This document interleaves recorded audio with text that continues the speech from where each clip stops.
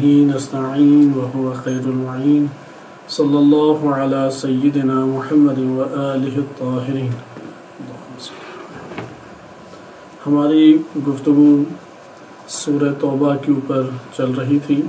سورہ توبہ آیت نمبر 17 کے اوپر، اور اس کے ضمن میں ہم حبت کے موضوع کے اوپر گفتگو کر رہے تھے کہ حبت اعمال اور تکفیر سیئات ایک قرآنی موضوع ہے.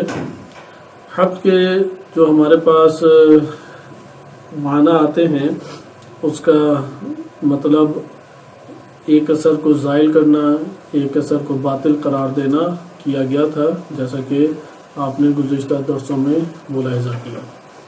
اس کے بعد ہم نے حبت کے اسباب کو پڑھا، چونکہ تفصیل سے یہ 2 درسوں میں 3 درسوں میں گزر چکا ہے. حبت کا معنی، حبت کن اسباب سے ہوتا ہے، ان اسباب کو بھی ہم نے مطالعہ کیا.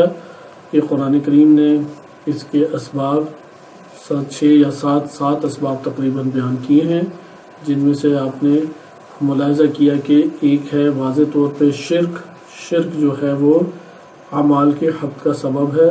آیات آپ کی خدمت میں گزشتہ درس میں پڑھی گئیں. کفر، وہ میں سے ایک سبب کفر ہے کہ جو بھی کفر کرے گا، جتنے اس نے نیک اعمال کیے ہوں سارے کے سارے حبت ہو جائیں گے. تیسرا ہمارے پاس آتا ہے ارتداد، مرتد انسان ہو جائے. چوتھا ہے کہ تعلیمات الہیہ یا اللہ سبحانہ وتعالیٰ نے جو انبیاء علیہ السلام اور جو کتب نازل کی ان کی تکذیب کرے.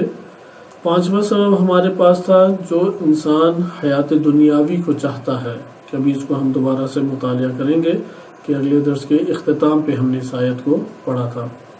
چھٹا ہمارے پاس ہے نفاق، اور 7واں ہے خوض یعنی ڈوب جانا دنیا کی زندگی میں. یہ وہ اعمال ہیں کہ جو حبت کے اعتبار سے اسباب ہیں کہ جن کی وجہ سے اعمال حبت ہو جاتے ہیں. یعنی ان 7 اسباب جو قرآن کریم نے ذکر کیے ہیں انسان محفوظ رہے. انہی میں سے بعض، ابھی ہم احادیث کی طرف نہیں گئے، احادیث میں بھی بعض اسباب ذکر ہیں. جیسے غیبت ایک ہے، ایک کے اعمال غیبت کرنے سے سارے ایک انسان کے اعمال دوسرے کے اعمال نامے میں منتقل کر دیے جاتے ہیں. اچھا، قرآن کریم میں ایک دفعہ حبت کہہ کے یہ کلمہ وارد ہوا ہے، جیسے بھی آپ سورہ توبہ آیت نمبر 17 میں ملاحظہ کر رہے ہیں کہ ارشاد باری تعالیٰ ہوتا ہے مَا كَانَ لِلْمُشْرِكِينَ أَن يَعْمُرُوا مَسَاجِدَ اللَّهِ شَاهِدِينَ عَلَىٰ أَنفُسِهِمْ بِالْكُفْرِ، کہ مشرکین کے لیے جائز نہیں ہے، روا نہیں ہے کہ وہ اللہ کی مساجد کی تعمیر کریں جبکہ اپنے نفس کے اندر کفر کے اوپر شاہد ہے. یعنی یہ کفر جو ہے مسجد ہو، حرم الہی ہو، یا اسی طرح حرم نبی صلی اللہ علیہ وسلم و اہل بیت علیہ السلام ہو، کافر اس پر خرچ کر رہا ہے، تعمیرات اس کی کر رہا ہے، زائرین یا حاجی حضرات کے لیے وہ مختلف طرح کی ترقیاتی کام کر رہا ہے. تو یہاں پہ جو بھی اعمال خیر انجام دے رہا ہے وہ حبت ہو رہا ہے. کیوں حبت ہو رہا ہے؟ یعنی وہ باطل قرار پا رہا ہے، ضائع ہے. دنیا اور آخرت میں حبت ہے ہی 2 جگہوں پہ، دنیا میں بھی حبت ہے اور آخرت میں بھی حبت ہے. لہذا حبت جو ہے یہ کفر کی وجہ، کفر ایک سبب ہے. اولئک حبطت اعمالہم، آیت نمبر 17 سورۃ توبہ بیان کر رہی ہے ان کے اعمال کیا ہے، وہ حبط کر دیے گئے ہیں. وَفِي النَّارِ هُمْ خَالِدُونَ، اور وہ جہنم میں خالد رہیں گے، ہمیشہ رہیں گے، کیونکہ ان کے اعمال ہے ہی نہیں کہ جہنم سے نکل سکے. بس حبط کے اسباب آپ نے آیت کریمہ میں دیکھے. ابھی ہم اہل بیت علیہ السلام کی حدیث کی طرف نہیں جاتے. حبط کہہ کے ایک دفعہ یہ موضوع بیان کیا گیا کہ سارے اعمال ان کے اکارت جائیں گے، سارے اعمال باطل جائیں گے، سارے اعمال مٹا دیے جائیں گے جو اعمال حسنہ انہوں نے انجام دیے تھے. اس کا سبب کیا ہے؟ کفر ہے، شرک ہے، ارادہ حیات دنیاوی ہے، یعنی دنیاوی حیات کو چاہنا ہے، اسی طرح نفاق ہے، خوض ہے. یا انہی میں سے ایک بیان کیا گیا کہ نبی صلی اللہ علیہ وسلم کے سامنے اونچی آواز کرنا ہے، جسے آپ کہہ سکتے ہیں نفاق کے کلی معنی میں کے دائرے میں بھی لے سکتے ہیں. لہذا حبط دنیا میں بھی ہوتا ہے اور آخرت میں بھی. اس کو بھی مزید ہم ڈسکس کرتے ہیں، لیکن جو عرض کرنا ادھر مقصود ہے وہ یہ ہے کہ بعض ایسے کلمات قرآن کریم میں وارد ہوئے ہیں کہ جو کلمہ حبت کو کے عنوان سے تو نہیں آئے، یعنی ہا با تا تو نہیں ہے، حبت کے عنوان سے یا حبت کا لفظ نہیں آیا، لیکن معنی حبت آیا ہے۔ کلمات دیگر ہیں اور وہ دیگر کلمات بھی کیا ذکر کر رہے ہیں؟ اسی معنی حبت کو ذکر کر رہے ہیں۔ اس طور پہ ہم یہ کہہ سکتے ہیں کہ حبت سے متعلق آیات تھوڑی وسیع ہو جاتی ہیں۔ یہ 7-8 موارد ہو گئے جو ابھی میں نے آپ کی خدمت میں بیان کیے، جو کلمہ حبت کے عنوان کے ساتھ ہی قرآن کریم میں آئے، لیکن ایک مجموعہ کلمات یا الفاظ وہ ہے کہ جس میں الفاظ کلمہ حبت یا لفظ حبت نہیں ہے لیکن معنی حبت ثابت ہے۔ یہ کون سے الفاظ ہیں؟ یہ 3 قسم کے الفاظ ہیں۔ ایک ہے ضنک، ضاد، نون، کاف، جیسے کہ قرآن نے اس کو ذکر کیا ہے سورہ طٰہٰ آیت نمبر 24 میں، وَمَنْ أَعْرَضَ عَنْ ذِكْرِي، جس شخص نے بھی میرے ذکر سے روگردانی کی، میرے ذکر سے جس شخص نے بھی منہ پھیر لیا، فَإِنَّ لَهُ مَعِيشَةً ضَنْكًا، تو اس کی معیشت یعنی زندگی کو ہم تنگ کر دیں گے۔ اب یہاں پہ آپ دیکھیں یہ صرف مسلم یا غیر مسلم کی تقسیم کے طور پہ اللہ سبحانہ و تعالیٰ نے آیات نہیں ذکر کی، اس زندگی کی ایک حقیقت بیان کی ہے۔ اور اس ٹائم جو دیندار طبقہ بھی کہلاتا ہے وہ انہی مسائل کا شکار ہے۔ آیت کریمہ دیکھیں کیا کہہ رہی ہے کہ وَمَنْ أَعْرَضَ عَنْ ذِكْرِي، جس نے میرے ذکر سے روگردانی کی، میرے ذکر سے منہ پھیر لیا، یعنی اللہ کے ساتھ اس کا دل مشغول نہیں ہوتا، دن گزر جاتا ہے وہ اللہ تعالیٰ سے مشغول نہیں ہوا، اس کی زندگی کو اللہ تنگ کر دے گا۔ وَنَحْشُرُهُ يَوْمَ الْقِيَامَةِ أَعْمَىٰ، روز قیامت اللہ کیسے حشر کرے گا؟ اسے نابینا حشر کرے گا۔ اچھا وہ یہاں پہ چیخے گا، چلائے گا کہ بارے الہ، میں تو اس دنیا میں آنکھیں رکھتا تھا، قال رب لما حشرتنی اعمیٰ، اے میرے رب کیوں تو نے مجھے اندھا اور نابینا حشر کیا ہے، وقد کنت بصیرا، میں تو بینا تھا، بصیرت رکھتا تھا، قال کذالک اتتک آیاتنا، اسی طرح سے کہ جیسے ہماری آیات آئی تھیں، فنسیتہا، تو نے اسے بھلا دیا، وکذالک اليوم تنسا، اسی طرح آج تو بھلا دیا جائے گا۔ یہاں پہ اب اس کے اعمال تھے لیکن وہ اعمال اس کے روشنائی اور نور اور آنکھوں کی بینائی کا سبب نہیں بن رہے۔ بس ایک کلمہ ضنک ہمارے پاس آ گیا۔ دوسرا کلمہ ہمارے پاس آ جاتا ہے ابطال اعمال۔ قرآن نے واضح طور پہ یہ ذکر کیا ہے کہ اللہ سبحانہ وتعالی جو مفسدین ہیں یا مجرمین ہیں ان کے اعمال کو کیا کرے گا؟ باطل قرار دے دے گا یا باطل کر دے گا۔ اس لیے خداوند متعال بہت سارے ایسے لوگ ہیں کہ جن کے اعمال کو باطل قرار دے دیتا ہے۔ یہ بھی ہمارے پاس اسی قرآن کریم کی آیات میں سے ظاہراً سورہ ہود میں واضح طور پہ یہ وارد بھی ہوا ہے، اور ابھی ہم اس آیت کو دوبارہ پڑھیں گے بھی، تب آپ کے سامنے آئے گا کہ خداوند متعال جو وہ عمل انجام دیتے تھے اس کو کیا خداوند متعال نے کیا؟ سارے اعمال ان کے باطل قرار دے دیے۔ بس بطلان عمل دوسرا مترادف معنی ہے۔ بس حبت کا ایک معنی کیا ضنک، معیشتاً ضنک کا، دوسرا اس کا مترادف کیا ہے؟ ابطال اعمال۔ تیسرا ہے خسران۔ کلمہ خسران طولانی ایک موضوع ہے کہ انہوں نے اپنی زندگی کا جو سودا کیا ہے وہ خسران کے اوپر مشتمل ہے، ان کے جتنے بھی اعمال ہیں وہ خسارے کا شکار ہو جائیں گے۔ جیسے سورہ حج کی ایک آیت آپ مطالعہ کریں، سورہ حج آیت نمبر 11 میں ارشاد باری تعالی ہوتا ہے وَمِنَ النَّاسِ مَن يَعْبُدُ اللَّهَ عَلَى حَرْفٍ، لوگوں میں سے بعض ایسے ہیں کہ جو ایک طرفہ اللہ تعالیٰ کی عبادت کرتے ہیں۔ حرف کہتے ہیں کنارے کو، طرف کو، ایک طرفہ اللہ کی عبادت کرتے ہیں۔ فَإِنْ أَصَابَهُ خَيْرٌ، جب تک انہیں خیر ملتا رہتا ہے، خیر سے وہ دوچار رہتے ہیں، اطمأن بِهِ، تو پھر وہ اس کے اوپر راضی بھی رہتے ہیں۔ وَإِنْ أَصَابَتْهُ فِتْنَةٌ، اور اگر ان کو فتنہ اور آزمائش درگیر ہو جائے، انقلب علی وجہہ، تو وہ اپنے چہرے کے بل دوبارہ لوٹ پڑتے ہیں۔ خسرت دنیا والآخرہ، دنیا اور آخرت دونوں میں انہوں نے خسارہ اٹھایا ہے۔ ذالک هو الخسران المبین، اور یہ خسران مبین ہے۔ بس ہم نے ادھر ملاحظہ کیا کہ خسران ہمارے پاس دوسرا لفظ آتا ہے جو اس کے طور پر ہے کہ حبط کے مترادفات میں شمار ہوتا ہے. بس حبط کے معنی کے اوپر بعض کلمات ہیں جو کہ مجموعی طور پہ 3 بنتے ہیں قرآن کریم کی آیات میں. معیشتاً دن کا ابطال اعمال اور خسران مبین یا خسران. اس جگہ پہ ایک اور ہم بحث کریں چونکہ عرض کیا گیا تھا کہ علماء کے ضمن میں ہم بحث کریں گے اور پھر کچھ مقدار جو ہے اس کی مزید بھی انشاءاللہ مطالعہ کریں گے کہ اس سے نجات کی راہ کیا ہے اور کس طریقے سے ہم بالفرض حبط سے بچ سکتے ہیں. مطلب قرآن کریم نے چونکہ اس کی طرف ہمیں تشویق دلائی ہے، رغبت دلائی ہے کہ اپنے اعمال کو باطل مت کرو. جیسے قرآن کی آیت بھی ہے یا ایھا الذین آمنوا لا تبطلوا صدقاتکم بالمن والاذی. اگر تم کسی کو مال دیتے ہو تو احسان جتلا کے اور اذیت دے کے اپنے اعمال کو صدقات کو باطل نہ کرو. اس طرح قرآن نے اور بھی ذکر کیا وَحَبِطَ مَا صَنَعُوا فِيهَا وَبَاطِلٌ مَا كَانُوا يَعْمَلُونَ. خوب ایک بحث یہ تھی کہ خواجہ طوسی رحمۃ اللہ علیہ اور ان کی اتباع میں علامہ حلی رحمۃ اللہ علیہ نے تجرید الاعتقاد میں حبط کے معنی کے اوپر احباط عمل کو 2 دلیلوں سے رد کیا ہے. 2 دلیلوں یعنی حبط کیا ہے اعمال کا، سارے اعمال کا ضائع جانا. اس کے اوپر وہ 2 دلیلیں لے کے آئے ہیں. پہلی دلیل ہے کہ احباط و ظلم ہے.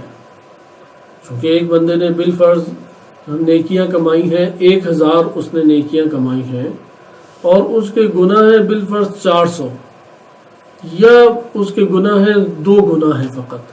کیا یہ گناہ آ کے اس کی ساری نیکیوں کو اس سے چھین لیں گی، ساری نیکیاں ختم کر دیں گی، ساری نیکیاں اس کے مٹا دیں گی یہ گناہ جو آ کے اس کی جگہ لے لیں گے؟ تو کہتے ہیں کہ یہ تو ظلم کے مترادف بن جاتا ہے. لہذا واضح انہوں نے دیکھا یہ لکھا ہے کہ الاحباط باطل لاستلزام الظلم، کہ احباط باطل ہے چونکہ ظلم کا مستلزم ہے. پہلی دلیل. دوسری دلیل ہے قرآن کریم کی آیت فَمَن يَعْمَلْ مِثْقَالَ ذَرَّةٍ خَيْرًا يَرَهُ وَمَن يَعْمَلْ مِثْقَالَ ذَرَّةٍ شَرًّا يَرَهُ. اس سے ٹکراتی ہے یہ آیت. یعنی احباط کا نظریہ اس آیت کی نفی کرتا اور قرآن کی نفی نہیں ہو سکتی. چونکہ آیت کیا کہہ رہی، کسی نے ذرہ برابر خیر انجام دیا وہ اسے پائے گا، دیکھے گا، اور جس نے شر ذرہ برابر بھی انجام دیا یعنی سب سے چھوٹا ذرہ جو ایجاد ہوا اس کی مقدار بھی اگر شر کی اس نے انجام دیا اسے بھی وہ دیکھے گا. ادھر تو آپ یہ کہہ رہے ہیں کہ اگر کسی نے خیر کثیر انجام دیا ہے تو بعض اعمال ہے وہ آ کے سارے خیر کو باطل قرار دے دیتے اور اثر اس کا منفی قرار دیتے تھے، مٹا دیتے اسے. خواجہ طوسی رحمۃ اللہ علیہ کی اس جگہ پہ مراد کو ہمیں سمجھنا چاہیے. اول تو بعض علماء نے واضح طور پہ اس پہلو سے اعتراض کیا کہ ظلم قطعاً نہیں ہے، کیونکہ ہر انسان حقیقت میں وہ اپنے امور میں حق نہیں اس چیز کا رکھتا، چونکہ اللہ تعالیٰ کی عنایت کی وجہ سے ایک عمل صادر ہوتا ہے، خداوند متعال کی توفیق کی وجہ سے ایک عمل صادر ہوتا ہے. اللہ سبحانہ و تعالیٰ ہی وہ منبع ہے کہ جس کے پاس سب کے سب خیر کے امور موجود ہیں اور اللہ نے اس کو عنایت کیا یہ خیر. خوب ہمیں اس جہت سے نہیں آتی، یہ پہلو ایک الگ پہلو ہے. ہم ایک اور جہت سے آتے ہیں جس میں خواجہ طوسی رحمۃ اللہ علیہ جو بیان کرنا چاہ رہے ہیں وہ قرآن سے نہیں ٹکراتا. حقیقت یہی ہے، جیسے کہ علامہ طباطبائی رحمۃ اللہ علیہ نے ذکر کیا کہ حبط کا نظریہ برحق ہے جیسا کہ قرآن ذکر کر رہا ہے اور اس میں کوئی غیر عقلی چیز بھی نہیں ہے. یہ بات انسان تسلیم بھی کرتا ہے اور اسے یہ بات سمجھ بھی آتی ہے کہ بعض ایسے اعمال ہو سکتے ہیں کہ جو اس قدر خطرناک ہیں کہ تمام کی تمام آپ کے خیر اور نیکی اور جو مثبت ایک عمارت قائم ہے سب کو وہ گرا دے. ہم ان اعمال سے نہیں اگر بچاؤ کریں گے تو خود اس کا شکار ہوں گے. مثال کے طور پہ ہم انسانی بدن کی ہی ایک مثال لے لیں، یعنی یہ کائنات اور تکوینیات میں ہمیں نظر آتا ہے کہ یہ بعض ایسی چیزیں جو پوری بلڈنگ کو کرا دیتی ہیں، بعض ایسی چیزیں ہیں کہ جو ایک شے کو سرے سے نابود کر دیتی ہیں. چھوٹی سی چیز مثلا کینسر ایک مرض ہے جو انسان کے پورے وجود کو، جسمانی وجود کو نابود کر دیتا ہے. اسی طریقے سے ہو سکتا ہے کہ انسان نے بالفرض باہر جانے کے لیے بڑے مراحل طے کیے ہوں، جہاز میں بیٹھنے لگا تو اس کا بالفرض پاسپورٹ یا ویزا باطل قرار دے دیا گیا، اور اس کی ساری زحمتیں اور مشقتیں اور جو فیسیں وغیرہ بھری تھیں وہ ساری اکارت جاتی ہیں۔ تو یہ چیزیں موجود ہیں۔ نمبر 2، قانون کی دنیا میں یہ چیز تو اور آشکار ہے۔ بعض ایسے جرائم ہوتے ہیں کہ انسان جتنے بھی اس نے خیر کے امور انجام دیے ہوئے ہیں، وہ جرم اتنا سنگین ہے کہ اس کے اس نیکی اور خیر کے امور کی پرواہ نہیں کی جائے گی اور مجرم کو واقعی سزا دی جائے گی، چونکہ اس نے بعض جرائم ایسے ہیں کہ جو پورے گھرانے کو یا پورے انسان کی زندگی کو وہ چھین لیتے ہیں۔ اس لیے یہاں پہ ہر گناہ کی نہیں بات کی جا رہی، اسے یہ مہم ہے۔ قرآن کریم نے ہر گناہ، اگر قرآن کریم نے یہ کہا ہوتا نا کہ کوئی سا بھی گناہ تم انجام دو اور وہ گناہ ساری کی ساری تمہاری نیکیوں کو اکارت کر دے گا، باطل کر دے گا، پھر بات درست تھی کہ یہ ظلم ہے۔ صحیح ہے؟ یہاں پہ پہلی توجہ آپ یہ رکھیں کہ خواجہ طوسی رحمۃ اللہ علیہ جس چیز کو بیان کر رہے ہیں وہ کلی طور پر ہے کہ کوئی بھی گناہ تمام کے تمام نیکیوں کو ختم کر سکتا ہے اور کوئی بھی ثواب تمام کی تمام برائیوں کو ختم کر سکتا ہے۔ ہاں، یہ پہلو بلا شک و شبہ ظلم کے دائرے میں آتا ہے، اور خواجہ طوسی رحمۃ اللہ علیہ بھی یہی مطلب اصل بیان کرنا چاہ رہے ہیں، اور قرآن نے یہ والا مطلب نہیں بیان کیا۔ بس قرآن کا جو نظریہ حبط ہے اس کو سب سے پہلے ہمیں جاننے کی ضرورت ہے، اسے ہمیں سب سے پہلے سمجھنے کی ضرورت ہے۔ وہ کیا قرآن کا نظریہ حبط؟ قرآن یہ بیان کرتا ہے بعض اعمال ایسے ہیں، نہ کہ تمام، بعض برائیاں ایسی ہیں نہ کہ تمام، بعض برائیاں ایسی ہیں کہ اگر وہ کسی سے صادر ہوتی ہیں اس کی تمام امارت جو اس نے اچھے اعمال کی انجام دیا، حج کیے ہیں، زیارتیں کی ہیں، ائمہ اطہار علیہ السلام کی نصرت کی ہے، مدد کی ہے، کئی لیال القدر میں اعمال انجام دیے تھے، کئی جگہوں پہ خدمت خلق کی تھی، یتیم پروری کی تھی، غریب اور مسکینوں کے اوپر اس نے نیکی کا سلوک ان کے ساتھ اچھا رویہ اختیار کیا تھا، فلاں عبادتیں، ساری عبادتیں اس کی اور سارے خیر کے امور وہ باطل قرار پائیں گے اگر یہ بعض میں سے کوئی ایک برائی اس سے انجام پا گئی۔ ہر برائی یہ طاقت نہیں رکھتی کہ وہ اگلے کے تمام خیر کی عمارت کو منہدم کر دے اور ختم کر دے۔ بس یہاں پہ دقت نظر آپ نے کی کہ آپ کو فرق کرنا پڑے گا۔ کس بات کا فرق کرنا پڑے گا؟ چونکہ حبط اعمال اتنا خطرناک ایک موضوع ہے کہ اگر انسان اس سے غفلت برتے تو قرآن نے یہ بیان کیا ہے ان لوگوں کا، یعنی ایک طبقہ بیان کیا، اس طبقے میں ممکن ہے کہ ہم لوگ بھی آتے ہوں، گمان کرتے رہے کہ ہم نے تو بڑے اچھے اعمال انجام دیے، لیکن خداوند متعال جب روز قیامت یا قبر میں گیا سارے اعمال حبط۔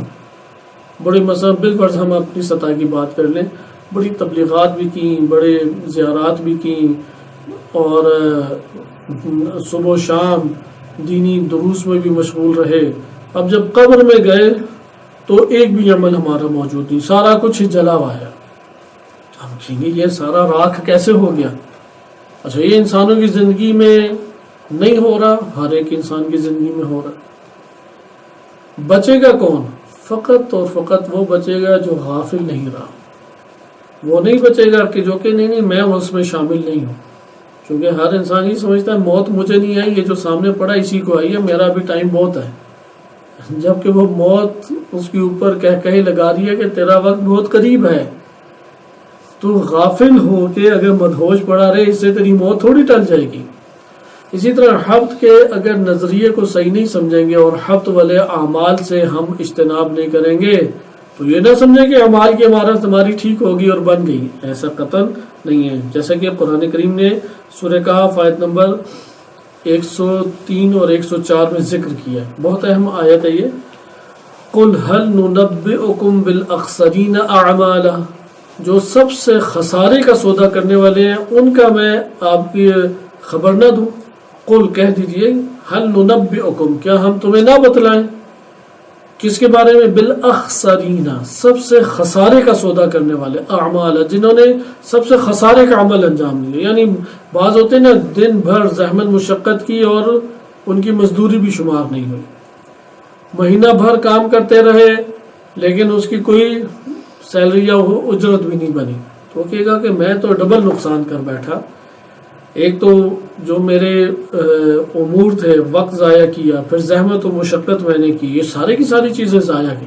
تو قرآن بھی یہی کہہ رہا ہے، عمل انجام دیے انہوں نے، لیکن کس قدر خسارے کا انہوں نے عمل انجام دیا. کیا ہم ان لوگوں کا تعارف نہ کریں؟ ایک ایسا طبقہ موجود ہے جس نے انتہائی خسارے کا سودا کر لیا، انتہائی خسارے کے اعمال انجام دیے. اب پھر ان کا تعارف کراتا ہے اس گروہ کا. اگر اس گروہ کا جو قرآن نے تعارف کرایا ہے یہ خصوصیت ہمارے نفس میں پائی جاتی ہے تو اصلاً تفکر نہ کریں کہ نجات ہماری ہے. اسی صورت میں نجات ہے کہ جب ہم اس قرآن کی آیت میں جس سبب کو ذکر کیا گیا وہ ہم اپنے نفس میں وجود نہ ہونے دیں. آیت کریمہ کیا بیان کرتی ہے؟ الذین ضل سعیہم فی الحیات الدنیا، دنیاوی زندگی میں ان کی کوششیں گمراہ ہو گئی. یعنی کوششیں کی ہیں انہوں نے، لیکن وہ کوششیں صراط مستقیم کے اوپر نہیں تھیں. وہ کس کے اوپر تھی؟ وہ گمراہ راستوں کے اوپر تھی. چونکہ سیدھا راستے کے اوپر اگر نہ ہو تو پھر ٹیڑھے میڑھے راستوں کے اوپر کوششیں نکل جاتی ہیں. یعنی سفر کیا اس نے اور مشقتیں اٹھائی ہیں لیکن صراط مستقیم پہ نہیں چلا. جب نہیں صراط مستقیم پہ چلا تو جن راستوں کے اوپر بھی چلے گا وہ گمراہ کن راستے. گمراہ کو کہتے ہی کب ہے گمراہ؟ کہ جب راہ کو گم کر بیٹھے. ہر وہ فرد جو صراط کو گم کر بیٹھا ہے وہ گمراہ کہلاتا ہے.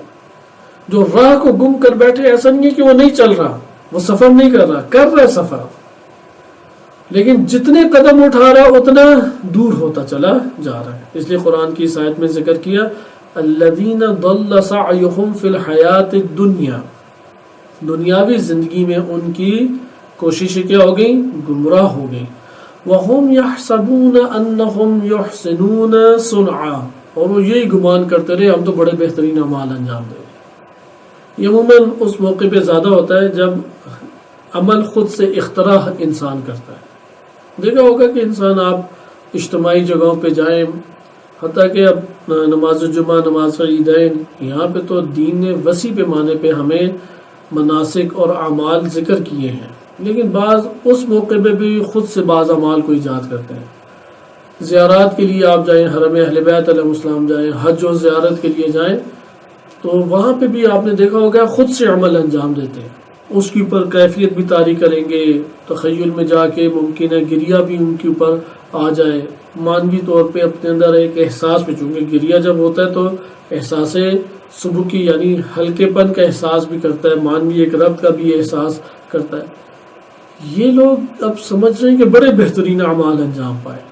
اگر اللہ اور اس کے رسول اور اولی الامر ائمہ اہل بیت علیہ السلام کے طریق پر عمل انجام نہیں پایا، وہ عمل کوئی قیمت نہیں رکھتا. اس پر زحمت کی، مشقت کی، پیسہ لگایا، ٹائم لگایا، ممکن ہے بہت زیادہ تکلیف جھیلی ہو، لیکن قرآن کیا عرض کر رہا ہے وَهُمْ يَحْسَبُونَ، وہ گمان کیا کرتے تھے أَنَّهُمْ يُحْسِنُونَ صُنْعًا، کہ انہوں نے بہترین اعمال انجام دیے. أُولَئِكَ الَّذِينَ، یہ وہ لوگ ہیں كَفَرُوا بِآيَاتِ رَبِّهِمْ وَلِقَائِهِ، کہ جنہوں نے اپنے رب کی آیات کا کفر کیا اور اللہ سے ملاقات کا کفر کیا.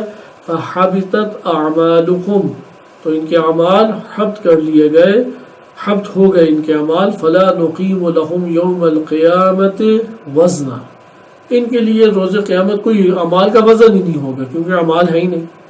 اس دنیا میں بہت بڑا انبار انہوں نے لگایا تھا اعمال کا، لیکن روز قیامت کوئی عمل نہیں ہوگا. بس آپ نے دیکھا کہ قرآن کریم نے ایسے گروہ کا ذکر کیا ہے کہ جو گمان کرتے تھے ہمارے اعمال بہت اچھے ہیں اور پیچھے. اس کی ایک اور مثال بھی عرض کروں کہ آپ بڑے اچھا سیب لے آئے، اس کی ظاہری شکل و صورت ڈیل ڈول دیکھ کے، یا بہت اچھا انار لے آئے، گھر آئے آپ نے کاٹا، سارا کا سارا کالا نکلا. انسان کے اعمال بھی ایسے ہی ہوں گے. دیکھنے کو اتنے بڑے بڑے اعمال ہیں، اتنے ادارے چل رہے ہیں، اتنے غریب مسکینوں کی خدمت کر رہے ہیں، اتنے عبادات شب و روز کی ہیں، اور جب روز قیامت ترازو میں تولے جائیں گے اعمال تو دیکھا کہ ادھر تو وزن ہی نہیں ہے، کچھ ہے ہی نہیں ہے. اب آئیں اس موضوع کے اوپر، اس لیے خواجہ طوسی رحمۃ اللہ علیہ جس پہلو سے ذکر کریں گے وہ پہلو ہے کہ کوئی بھی گناہ آ کے تمام کے تمام اعمال خیر کی عمارت کو منہدم کر دے اور زائل کر دے، یہ ظلم ہے۔ بلا شک و شبہ قرآن یہ بات بیان نہیں کر رہا۔ معتزلہ یا اس طرح سے بعض اس دور کے مفکرین تھے، وہ اس طرح کے نظریات کے قائل تھے۔ ہم کلامی بحث میں وارد نہیں ہوتے، صرف اشارہ کرنا مقصود ہے کہ خواجہ طوسی رحمۃ اللہ علیہ نے اسے کیوں ذکر کیا۔ خواجہ طوسی یہ ذکر نہیں کرے کہ کوئی عمل آ کے اصلاً عمارت کو منہدم نہیں کر سکتا۔ ان کا کہنا یہ ہے کہ کلی طور پہ آپ ایک ہی کسی گناہ کو، یعنی ہر گناہ آ کے خیر کی عمارت کو یا اعمال حسنہ کی عمارت کو گرا نہیں سکتا۔ ہاں بعض اعمال آ کے گرا سکتے ہیں یا نہیں، بلا شک و شبہ یہ بات درست ہے۔ قرآن کریم نے اسی کی تائید کی ہے کہ بعض اعمال ایسے ہیں کہ اگر وہ انجام پا گئے تو جتنے اعمال ہم نے کیے ہیں وہ کیا انجام کیا ہوگا، اس کا وہ ضائع قرار پائیں گے، باطل قرار پا جائیں گے، اس کا کوئی اجر و ثواب اب موجود نہیں ہے۔ وہ اعمال کون کون سے ہیں؟ قرآن کریم نے 7-8 اعمال بیان کیے، جن میں سر فہرست کون سے ہے؟ کفر ہے، شرک ہے۔ اس لیے اس نجاست سے اگر اپنے نفوس کو ہم پاک نہیں کریں گے اور دعوے دار توحید اپنے طور پہ ہم سمجھتے رہیں تو اس کے نتیجے میں ہمارے گمانات سے حقائق جو ہیں وہ تبدیل نہیں ہو سکتے۔ تیسرا کیا ہے؟ نفاق، حجت الہی سے مقابلہ، تکذیب اللہ تعالیٰ کے تعلیمات کی۔ اسی طرح دنیا میں پڑے رہنا، حیات دنیا کے اوپر مر مٹنا۔ حیات دنیا انسان کو اندر سے منافق کے بعد کفر و شرک کے اوپر لے آتی ہے۔ ابھی ہم اسی آیت کو آگے پڑھیں گے۔ البتہ ادھر یہ پہلا نقطہ ہمارے لیے ذکر ہو گیا کہ ہمارے علماء نے جو لکھا ہے اس کے مطابق قرآن کریم نے جو نظریہ حبت دیا ہے اس کا انکار لازم نہیں آتا، کیونکہ قرآن کریم نے یہ نظریہ نہیں دیا کہ کوئی بھی گناہ آ کے تمام اعمال حسنہ کی عمارت گرا سکتا ہے۔ یہ قرآن کا نظریہ نہیں۔ قرآن کا نظریہ کیا ہے؟ بعض اعمال آ کے تمام اعمال حسنہ کی عمارت کو گرا سکتے، صرف بعض اعمال، تمام کے تمام اعمال نہیں۔ دوسری چیز جو اہمیت کی حامل ہے، حبت دنیا اور آخرت دونوں میں ہے۔ حبت اس وقت ظلم قرار پاتا کہ اگر ایک دفعہ یہ جرم انجام پایا ہے، بالفرض مجھ سے نعوذ باللہ شرک یا کفر انجام پا گیا، اب میں نے جتنے سابقہ میرے اعمال کی بلڈنگ کھڑی تھی اعمال حسنہ کی، وہ ساری کی ساری کیا ہوگی؟ زمین بوس ہوگی۔ یعنی آپ یہ کہہ لیں جو ہماری برزخ یا جنت بنی ہوئی تھی اس جگہ پہ ایسا زلزلہ آیا کہ وہ ساری عمارتیں گر گئیں، کیونکہ میں نے برائی اتنی خطرناک انجام دی ہے کہ اس نے عرش تک زلزلہ برپا کر دیا۔ اتنی خطرناک میں نے برائی انجام دی، جیسے شرک ہے، کفر ہے، یا حیات دنیاوی کے اوپر مر مٹنا۔ اتنا سنگین یہ جرم اور گناہ ہے کہ وہ جنت تک لرزہ پیدا کر دیتا اور عمارات کو منہدم کر دیتا ہے۔ یہاں پہ علامہ طباطبائی رحمۃ اللہ علیہ اور دیگر بزرگان کا کہنا ہے کہ یہ اس وقت ظلم قرار پاتا کہ اس کے بعد اگر آپ نے توبہ کر لی اور توبہ کے بعد اب جو اعمال انجام دیں، چونکہ ایک دفعہ انجام پا چکا ہے اس وجہ سے عمارت ہمیشہ منہدم ہی رہے گی، اور اب آپ اعمال صالحہ کو انجام دیتے بھی رہیں تو عمارت نہیں اس کی قائم ہوگی اور اکارت اور باطل شمار ہوں گے۔ اگر ایسا ہوتا تو یہ ظلم تھا، جبکہ ایسا نہیں ہے۔ ہے کیا؟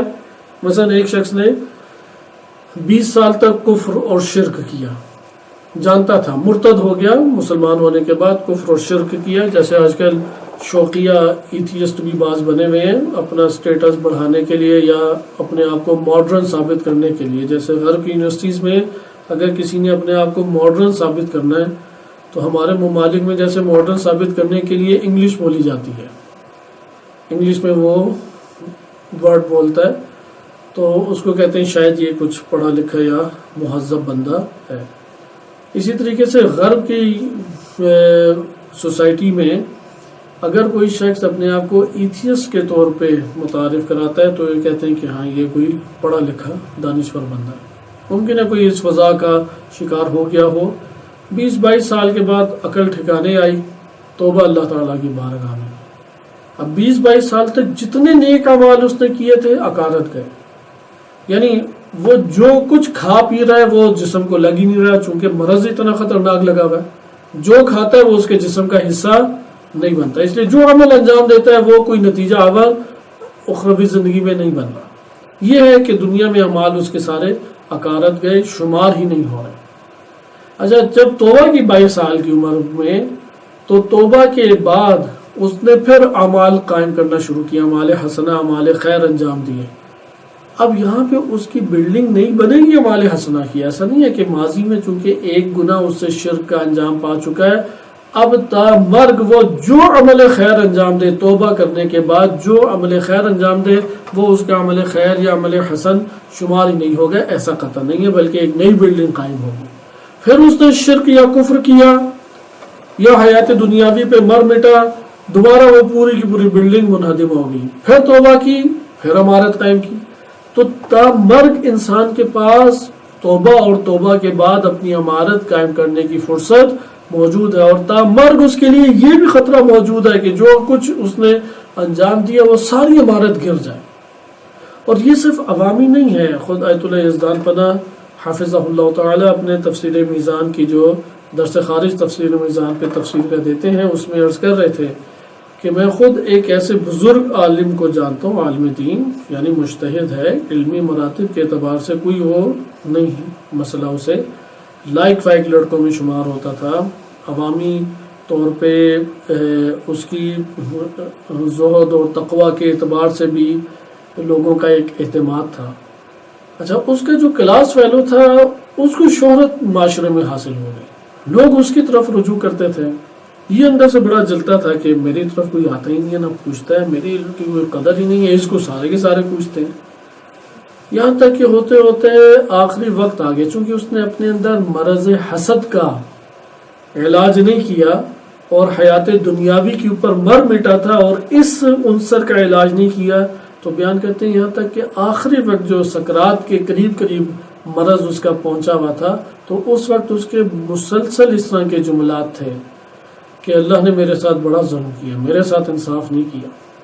اب دیکھیں گے اب وہ اس کے اسی حسد اور دنیاوی جو ایک اقتدار اور شہرت اور اس طرح کی چیزیں ہیں، اس کے منہ سے کفریات کو وہ انجام دلا رہے ہیں، چونکہ نفس اس کا اس سطح پہ پہنچا ہوا ہے۔ دیکھنے کو حوزہ علمیہ کی مجتہد سطح کی ممکن ہے کہ شخصیت ہو، علمی دنیا میں اس کے بڑے کارنامے علمی موجود ہوں، اس نے بڑے اچھے طریقے سے مراحل علمی طے کیے ہوں، ظاہری طور پہ واجبات سارے انجام دیتا رہا ہے، لیکن آخری عمر میں آپ دیکھیں کہ حبط اعمال کے سبب کو ایجاد کر رہا ہے۔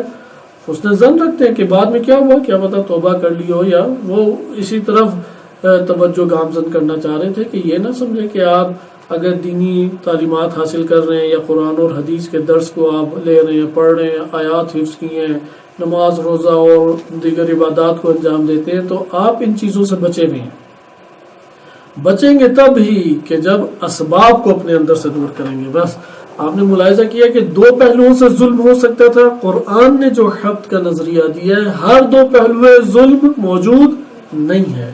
قرآن نے ہر گناہ کے حوالے سے یہ نہیں کہا کہ وہ آئے گا اور اعمال حسنہ کی عمارت کو گرا جائے گا، نہیں، بعض ایسے اعمال ہیں، وہ 7 یا 8 اعمال ہیں آیات کریمہ کے دائرے میں۔ نمبر 2، اگر حبط ہو بھی جائیں تو ظلم اس وقت ہوتا کہ اب تا مرگ وہ جو عمل صالح انجام دے گا وہ عمل صالح شمار نہیں ہوگا اور وہ باطل قرار پائے گا، جبکہ حقیقت یہ نہیں ہے، اس کے اعمال حسنہ توبہ کے بعد دوبارہ اعمال حسنہ ہی قرار پائیں گے۔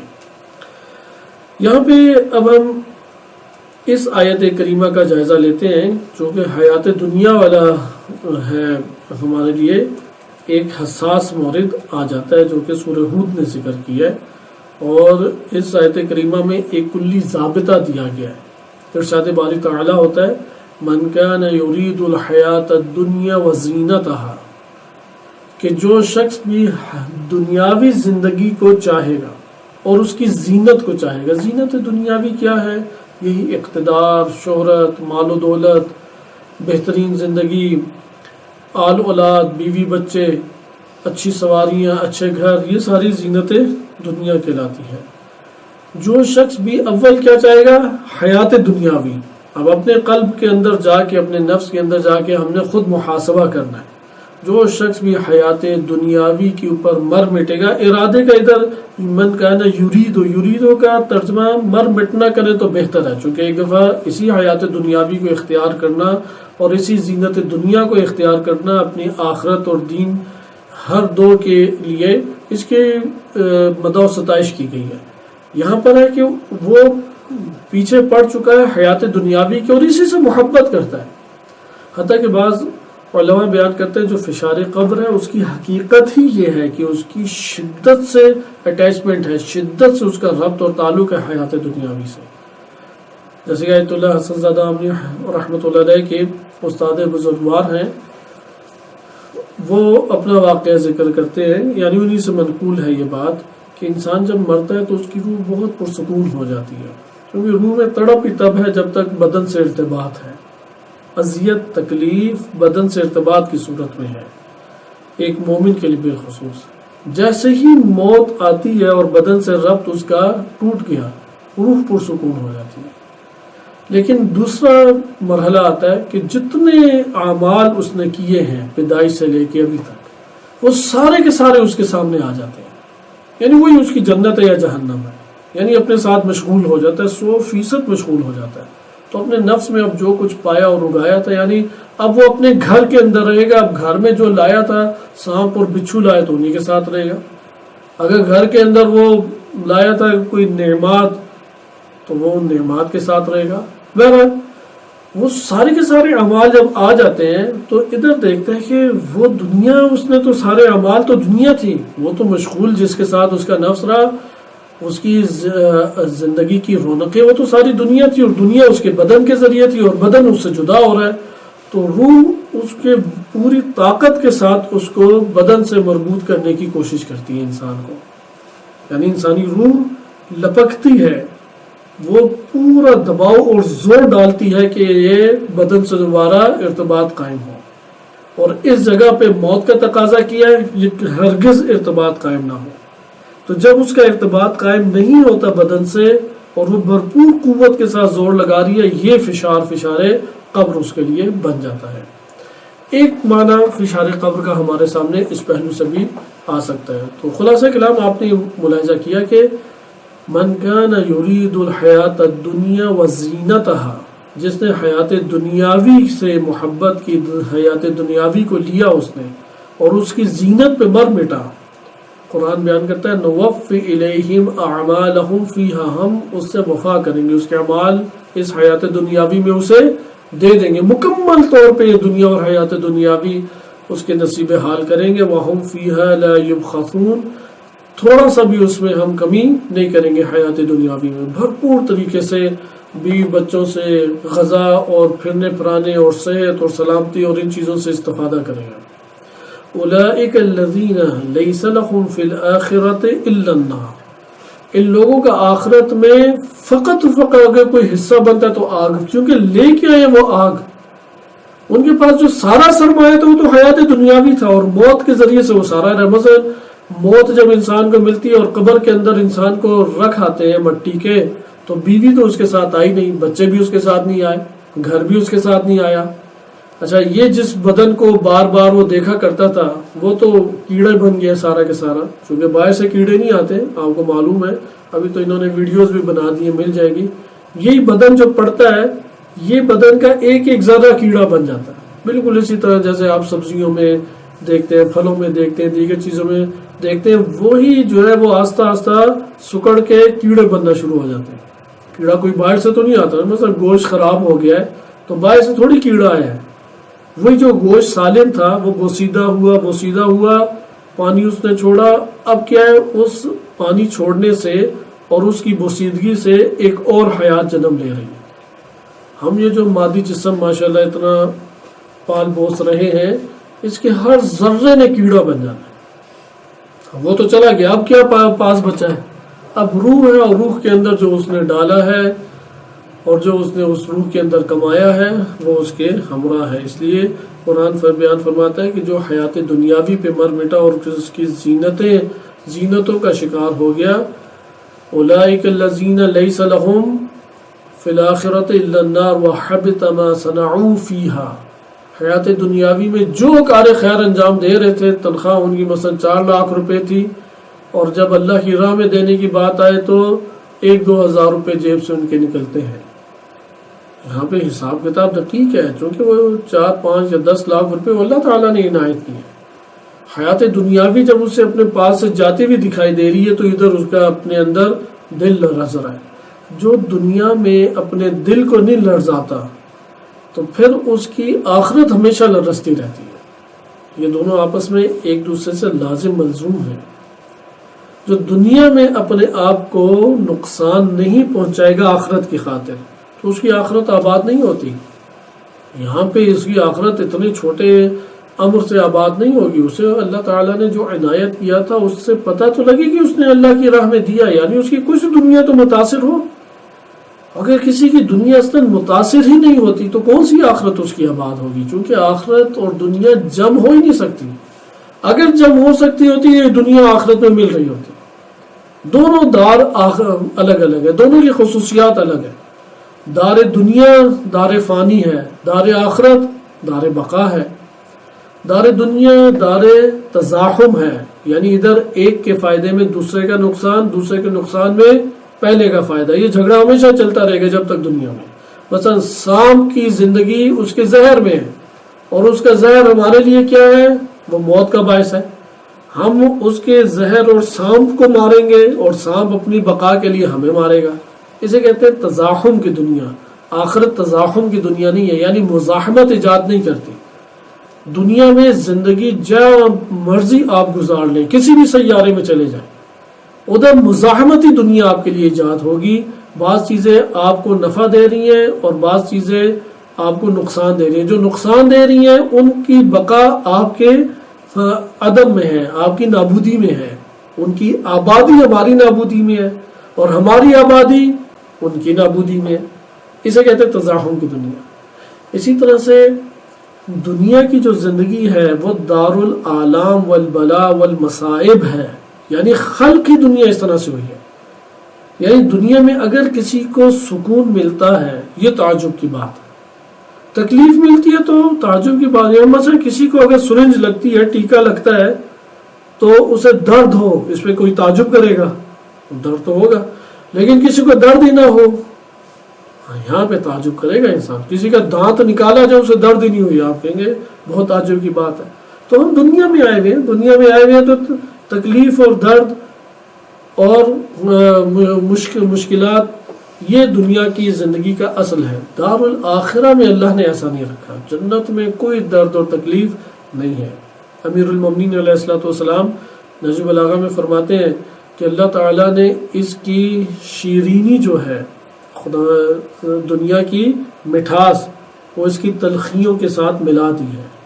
دنیا کی تلخیاں اس کی شیرینیوں میں خلط کر دی اللہ تعالیٰ نے۔ خالص نہ تلخی ملے گی اور خالص نہ شیرینی ملے گی۔ بہترین کھانا کھائیں گے، معدے کی گراوٹ جو ہے وہ تنگ کرے گی، بیت الخلاء کی ناگواریاں برداشت کرنا پڑے گی۔ اسے جتنا مرضی آپ اچھے طور پہ سجا لیں، جیسے بعض لوگوں کا اپنا کمرہ اتنا اچھا نہیں سجا ہوتا جتنا واش روم یا بیت الخلاء اچھا سا بنا ہوتا ہے، خوبصورت انہوں نے بنایا ہوتا ہے، خاص قسم کی ٹائلیں، نلکے، خوشبوئیں کئی طرح کی چھڑکنا، کسی اور کو نا اجازت ہے کہ اسے استعمال کریں، ایسے فلش صاف ستھرا نظر آنا چاہیے کہ دیکھ کے دانت صاف کر سکے، آئینے کی طرح چمکتا ہوا۔ لیکن نکلیں گے ادھر سے کاکروچ ہی، وہ جو مرضی کر لے، ادھر سے کوئی جگنو نہیں نکلیں گے، ادھر سے کوئی اچھے پرندے نہیں نکلیں گے، وہ جگہ ہی ایسی ہے۔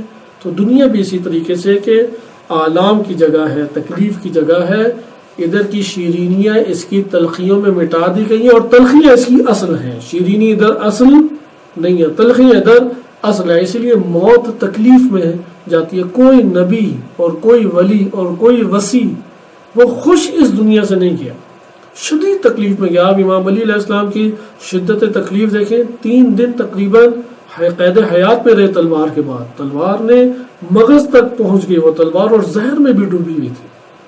ہوش میں آتے اور امیر المومنین علیہ الصلوۃ والسلام جیسی قوی بدن والی شخصیت قوی بدن والی، جیسے امام خمینی فرماتے ہیں کہ امیر المومنین علیہ السلام کے یہ بازو اس قدر قوی تھے کہ گویا ہتھیلی کے بعد لوہا لگایا ہوا ہے، اتنے قوی تھے۔ وہ درد کی شدت کی وجہ سے بے ہوش ہو جاتے، اس قدر درد امیر المومنین علیہ السلام نے سہا۔ نبی اکرم صلی اللہ علیہ وسلم بھی جب مریض رہے 3-4 سال یا زہر کی تکلیف سے تڑپتے رہے تو شدت کے ساتھ زور سے کپڑا سر پہ باندھے رکھتے تھے اور اس شدت تکلیف سے بے ہوش ہو جاتے تھے، پھر افاقہ ہوتا اور پھر درد سے تکلیف سے بے ہوش ہو جاتے۔ لہٰذا امام حسن مجتبیٰ علیہ السلام کہ ان کے جگر کے ٹکڑے وہ منہ سے گرتے رہے خون کے ساتھ۔ تو یہ جو تکلیف اور درد ہے، اس سے پتہ لگا کہ یہ دنیا بنائی تکلیف اور درد کے لیے۔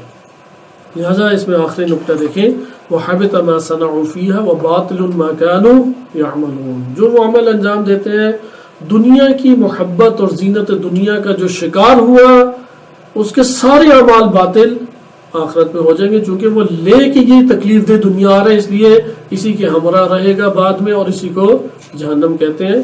صلی اللہ علیہ سیدنا محمد وآلہ الطاہرین۔